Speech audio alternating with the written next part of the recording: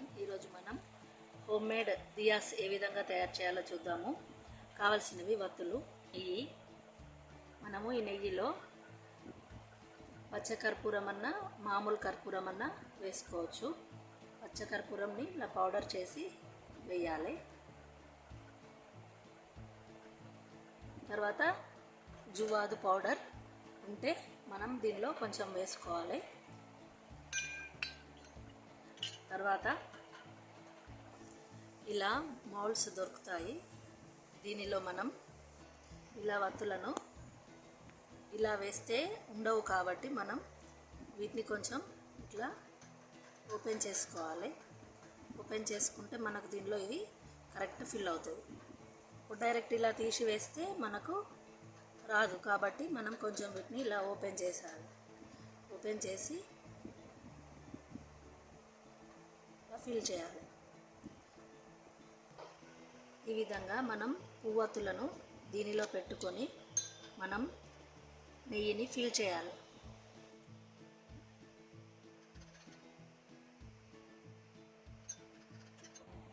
ఈ విధంగా మనం ఫిల్ చేసుకోవాలి నెయ్యిని. ఈ వత్తులు అనేవి ఇట్లా క్రాస్ ఇట్లా ఉండకూడదండి. సెంటర్లో ఉంచాలి. ఎందుకంటే ఇవి క్యూబ్స్ లాగా తయారయ్యాక మనకు ఏ షేప్లో ఉన్నాయో అలాగే ఉండిపోతాయి. మనకు దీపం పెట్టడానికి వీలుగా ఉండదు. అందుకని మనం వీటిని ఇలా సెంటర్లో కదిలివ్వకుండా ఇలా ఉంచితేనే మనకు దీపం పెట్టడానికి వీలుగా ఉంటుంది. ఇలా వంగకూడదు, ఇలా సెంటర్లో ఉండాలి. ఈ విధంగా మనం ఇవి మౌల్డ్స్ అయ్యాక ఏ విధంగా ఉంటాయో చూద్దాము. ఈ విధంగా క్యూబ్స్ అయ్యాక మనం వీటిని వాడుకోవచ్చు.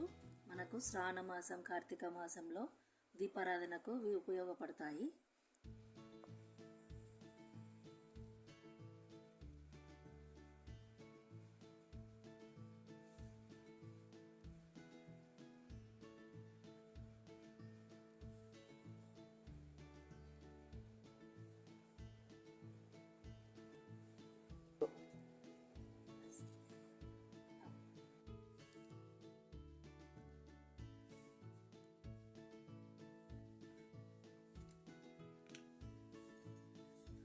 మనం క్యూబ్స్ క్యాండిల్ని వాడుకోవచ్చు.